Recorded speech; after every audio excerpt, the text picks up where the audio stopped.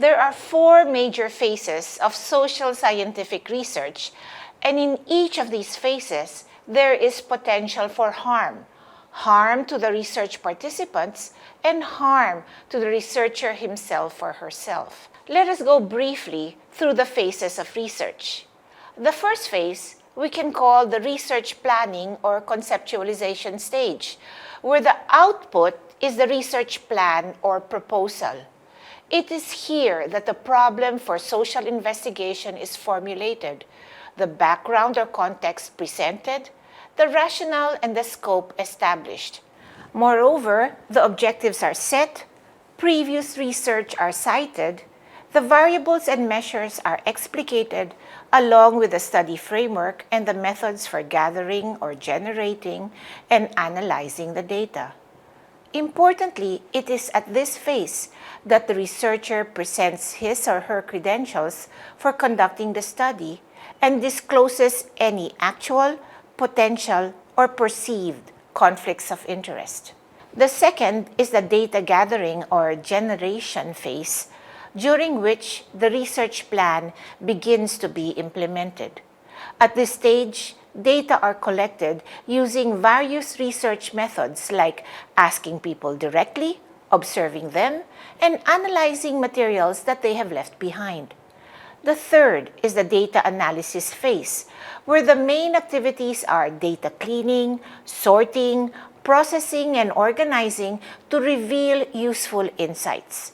Quantitative data undergoes statistical analysis, while qualitative data analysis involves, in the words of Miles and Huberman, three concurrent activities of data reduction, data display, and conclusion drawing or verification. And the fourth, the reporting and dissemination phase, which ends the research and in fact brings the research cycle back to its first. Within each of these phases, there are risks for harm. This lecture identifies instances during planning, gathering, analyzing, and reporting data when the social science researcher will need to be especially sensitive to protecting herself, himself, and his research participants from harm. At each phase of research, the ethical social scientist should see to it that the procedures she or he employs does not in any way jeopardize the integrity of knowledge, collegiality, honesty, objectivity, and openness, which are the principles of responsible science. We begin with the ethical considerations during the research planning or conceptual phase.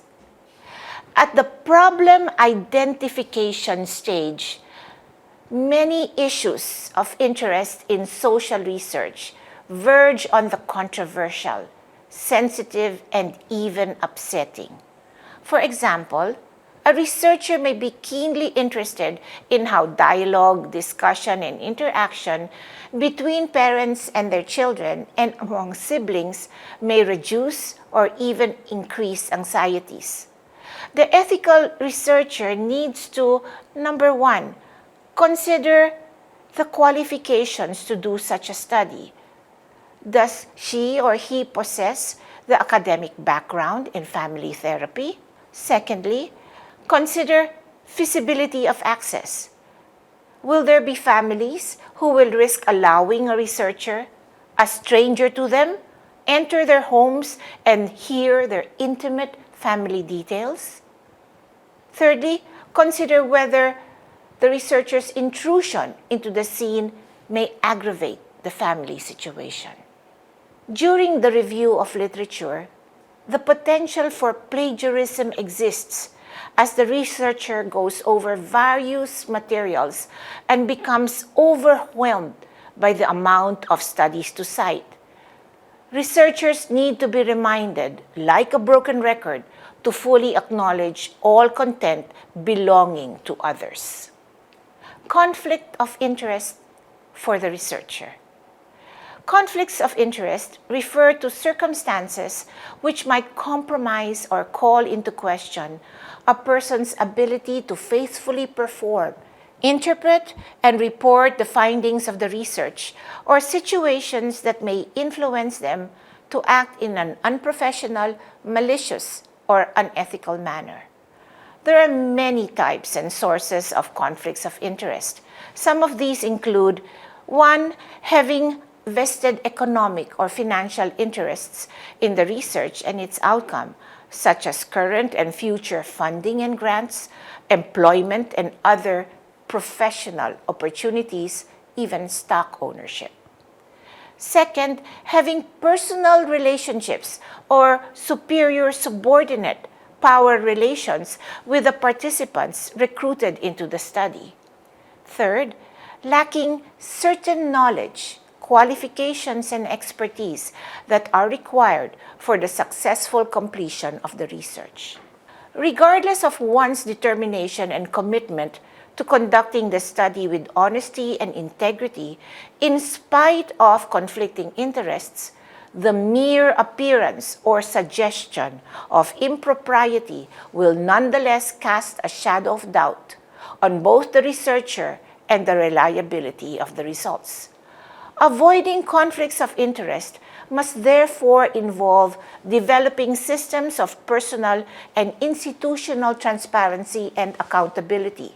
For example, researchers must be vigilant and proactive in determining potential sources of bias, adjust their overall research design, or enlist the help of outside scholars to take over areas of the study in which they have conflicting interests, or remove themselves from the study altogether if there are no reasonable workarounds to managing the issue. Academic units can also help by appointing independent oversight committees and staff to supervise the research and review its output.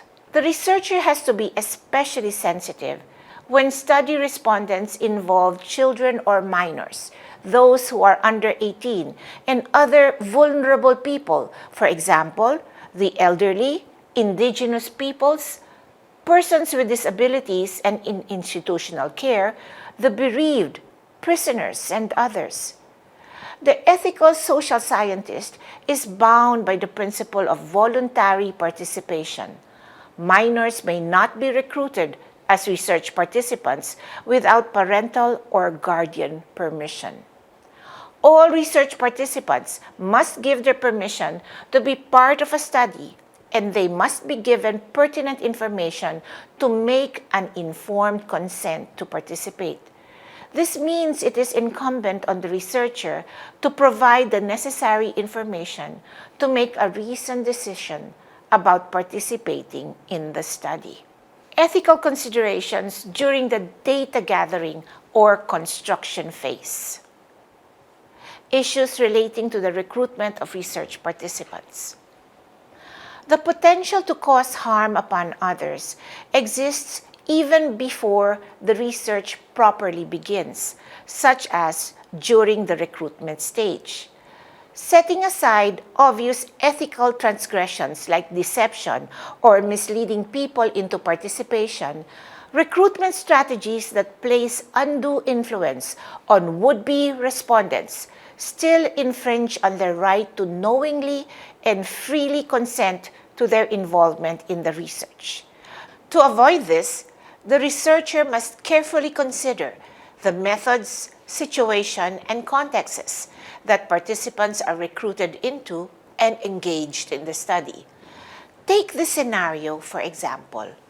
Approaching people in public is a fairly common recruitment tactic in research. It allows the researcher to present the study's topic and objectives, directly respond to the potential research participants' questions or concerns, and make a personal appeal for their cooperation. On paper, this style of recruitment appears sound and unproblematic, but its implementation is another matter. Firstly, the location where prospective research participants will be recruited may pose challenges. Scouting for potential respondents in public spaces, especially crowded or busy ones, is often less than ideal as these places are not suitable for detailed discussion and exchanges about research objectives. In this scenario, the individual does not have sufficient time nor space to thoroughly consider the invitation to participate in the study. Secondly, some people might feel discomfited by the sudden approach of a stranger and may feel pressured to provide responses to get out of the unexpected interaction as quickly as possible. This raises important questions, particularly about how researchers should handle data gathering situations where participation is less than voluntary. Gatekeepers can either facilitate our access to desired respondents or limit them altogether.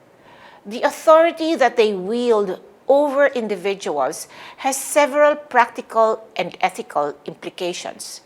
Not only can they determine whether your research can proceed as you intended it, but they can also decide how freely you can engage with your participants and, in turn, how freely they can participate in your study. For example, gatekeepers might only grant partial access to certain individuals, which may skew the composition of your sample, coerce people to take part in the research, thereby overriding their right to freely choose for themselves, or otherwise influence the nature and content of their responses to your questions or requests. When employing the help of such gatekeepers, the ethical social scientist should probe whether the participants are taking part voluntarily or are compelled by the recruiter. As stated earlier, non-voluntary participation in research will have negative implications on the reliability and validity of data. Problems with gatekeepers can also affect the representativeness of the sample.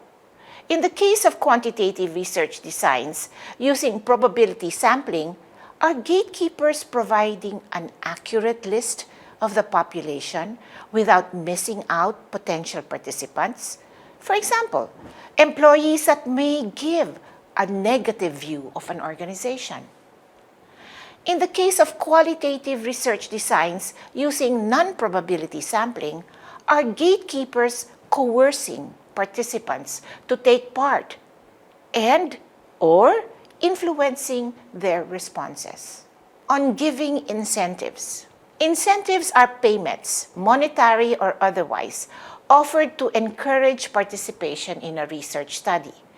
They are distinct from reimbursements, which are given to participants to recover any expenses they may have incurred as a result of their involvement in the study, like travel costs. Though they are not necessary, incentives are commonly used because of their proven ability to increase participation rates. When considering whether or not to offer incentives, the researcher needs to keep in mind some ethical issues and complications that may arise from this practice. According to Resnick, these include 1. Inducement. Incentives that are too appealing can persuade people who might otherwise have valid reasons for hesitating or declining to overlook these and change their minds, potentially to their own detriment. Biased enrollment. Overly generous incentives might attract participants who are not well suited to the aims and objectives of the research, but who are motivated by the reward. Recruiting such people may lead to skewed results, as they may give deceptive responses or modify their behaviors to increase their perceived chances of being rewarded. Exploitation. This occurs when participants are not fairly compensated for their contributions to the research. For example, respondents who voluntarily submit to procedures that cause pain, discomfort, stress, and shock, or place them in positions of risk must be fairly remunerated for these experiences. Another potential source of exploitation lies in the characteristics and circumstances of the respondents. For example, people from lower income brackets may experience more difficulties or inconveniences than their higher earning counterparts over the duration of a study, such as losing a day's worth of income to attend to the study. Or people with histories of trauma might be more affected by certain questions or tasks than those who do not. Accounting for these differences is necessary when deciding how to equitably quantify and distribute compensation. Risks to researchers. Ethical conduct in research is not limited to insulating others from harm. The researcher also has a responsibility to ensure his or her own safety while conducting it. Researchers need to be sensitized to the physical, emotional, or psychological forms of harm that they themselves might encounter.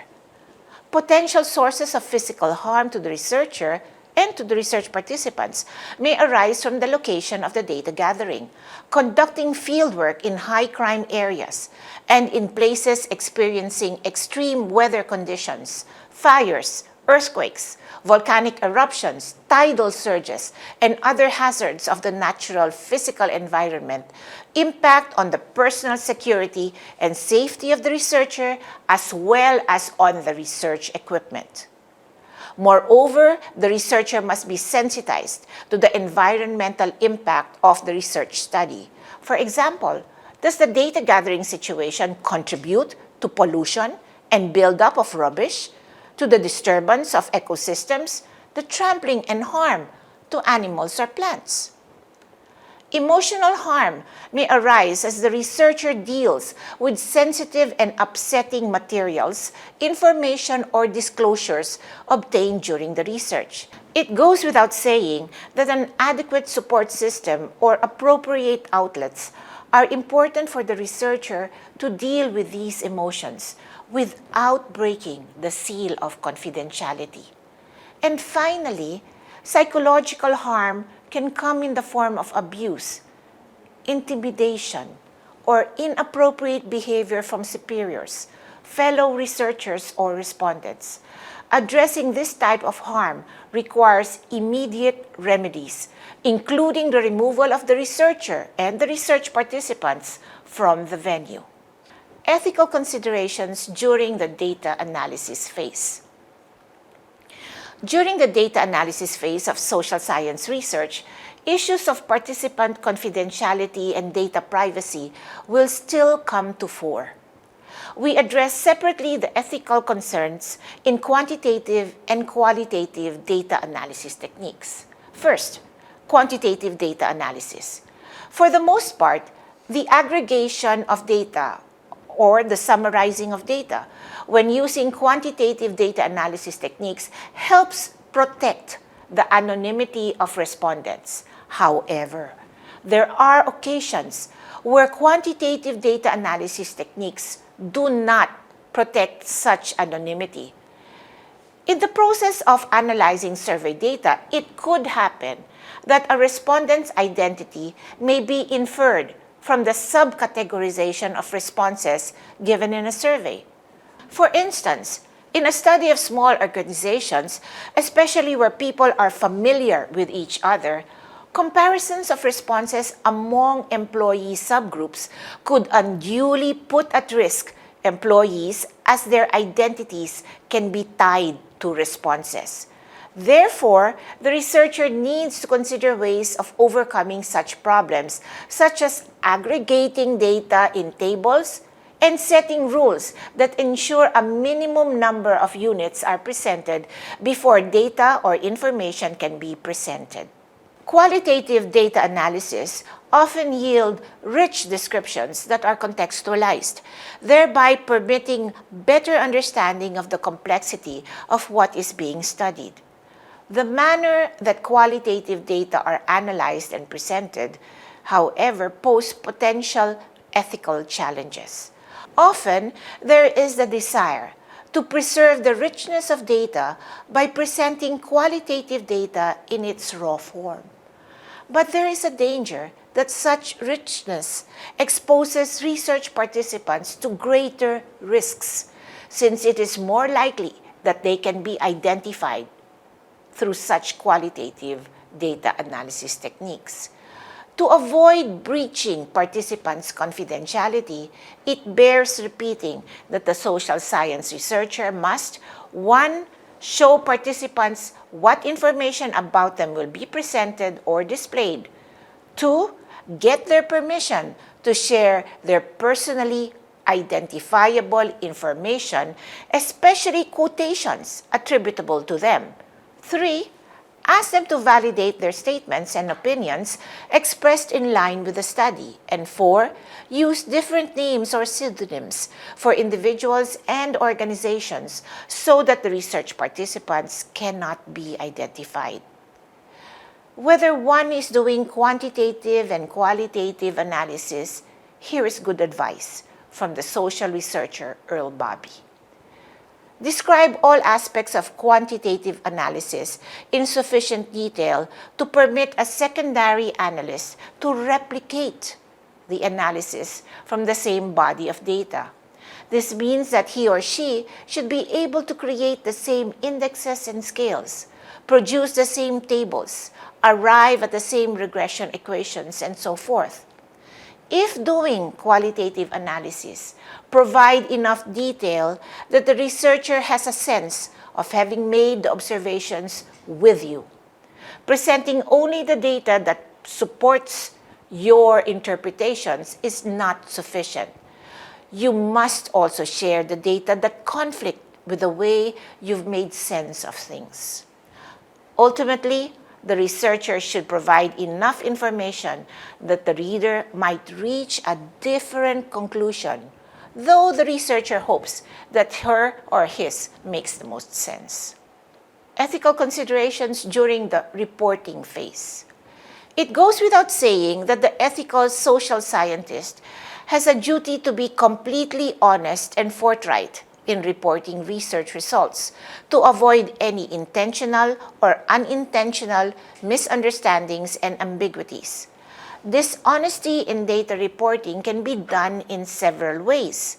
One can mislead research audiences by sharing misleading information, misrepresenting findings, making unsubstantiated claims, generating tenuous inferences and interpretations, or creating deceptive graphs and models.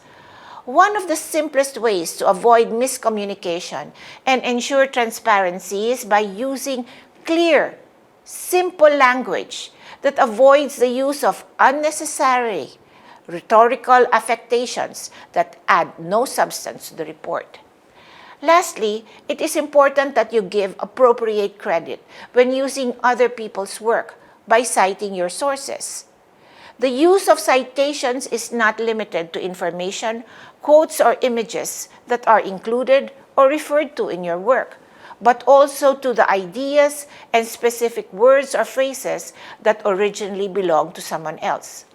Aside from avoiding charges of plagiarism, citing sources is a way of assuring research audiences that you have done your prior research and that you understand how its findings and contributions fit within or in relation to a wider field of knowledge. In conclusion, I'd like to point out that, like any set of rules, ethical codes and principles are very important and useful, but the ethical considerations and guidelines presented in this lecture are far from exhaustive. Social science researchers studying the complexities of people and their behaviors will likely face many instances where they will have to pause and reflect on the ethicality of their actions vis-a-vis the research situations. To you, my audience, I offer this last advice. Instead of viewing the lessons in this lecture as a checklist for correct or proper conduct in research, treat them instead as precepts that attune you to the moral obligations to do no harm upon others. I hope that this lecture becomes a useful guide in your research practice as you tackle ethical problems and issues that won't always have easy or straightforward answers. Thank you very much for your attention.